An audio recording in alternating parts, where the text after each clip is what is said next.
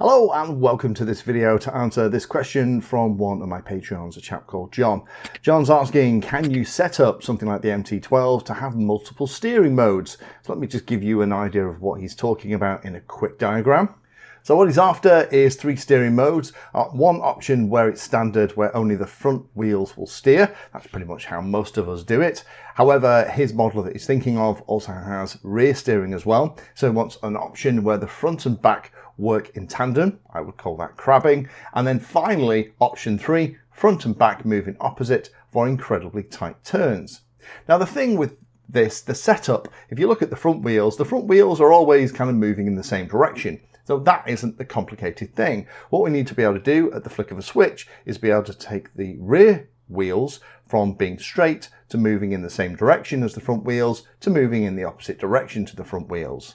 And the cool thing is, of course, with this being EdgeTX, you can absolutely do that. And this is a great opportunity to introduce you to something called drive modes.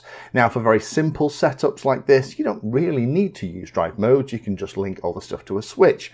However, as you get more sophisticated with your setups, drive modes give you a number of advantages and the ability to change lots of different things by the flick of a single switch. So John, hopefully this one is for you. The answer to your question is yes, you absolutely can. Let me show you how using drive modes. So let's have a closer look at how I have done this. Again, I'm using the kind of drive mode stuff.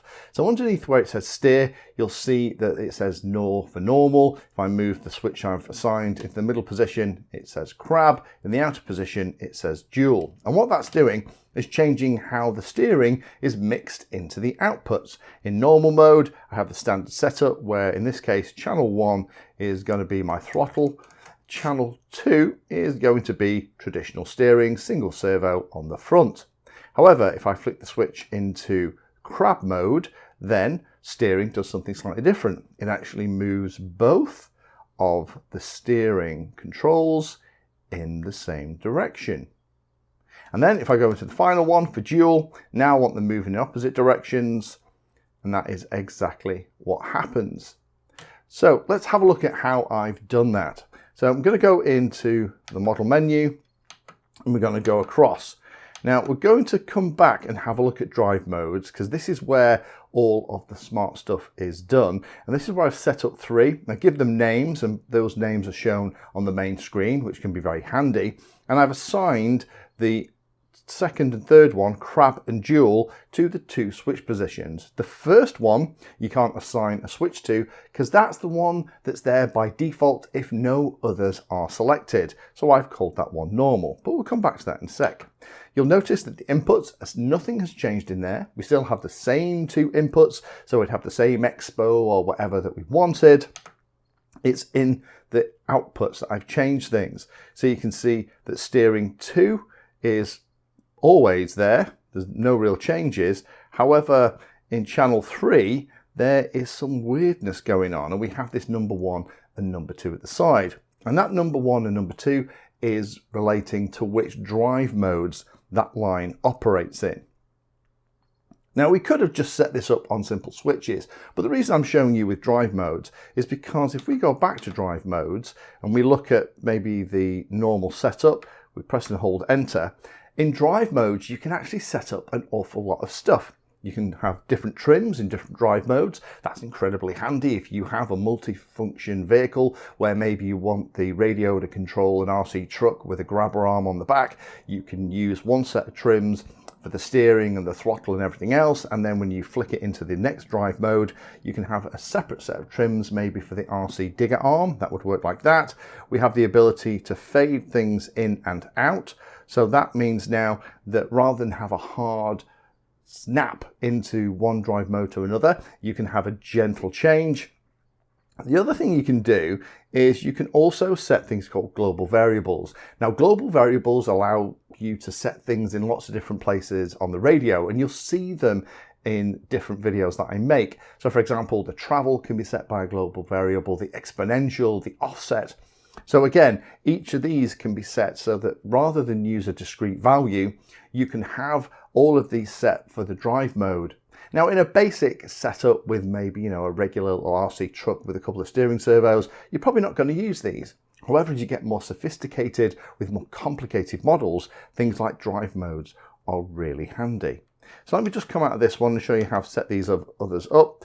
Crab is just set, and all it's doing is it's assigned to a switch. So all I did was come down here, hit enter, move the switch into the position that I wanted and hit enter. I gave it a name, which is going to mean something on the screen because the drive mode is displayed.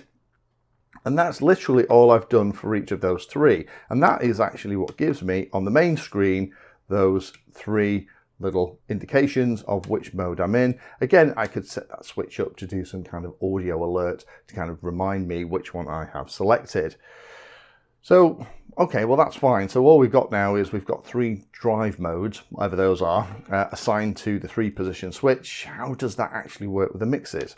Well, if we go into mixes, and we go down, you see, we know that channel 2 is always going to be steering in the same direction. If I very quickly show that diagram again, you can see that the front steering servo never changes. So we don't need to ever switch the servo at the front. It's the servo at the back that we need to have clever things doing. And that's that channel 3. So I've got a servo setting that works in the same direction as the front servo, and with a value of -100 works in completely the opposite direction. So what I've done, we go press and hold enter and hit edit. What I've done here is I have got the steering at 100% connected all here. Now the funky thing that I've done is down here we have this thing called mode, and this is actually the modes that this works in, and we can turn them on or off, and if the number appears, then they will appear in that particular drive mode. Again, we only want it because drive mode 0 is the default one, which is normal. We only want this appearing in drive mode 1, so that's how that works. Similarly, with this second one here, I want it only to appear in drive mode 2, and drive mode 2 is that one where we want channels 2 and 3 moving in opposite directions. Now again, you could absolutely do it with a switch on here and set your different pieces and just, rather than use drive modes, have it selected by a switch. But getting into the habit of using drive modes becomes a very useful one later on when you get in more sophisticated setups.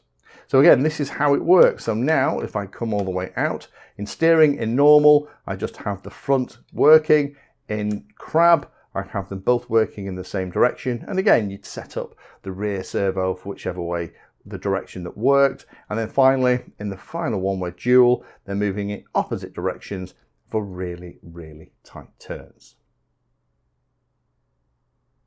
Thank you for watching my video. Check out the playlist, and adding Pedantry 360 to your search terms will help you find my content. If you haven't done so already, please hit the like and subscribe button. It helps a lot. You can support the time I spend here answering questions and helping others by using the links in the video description.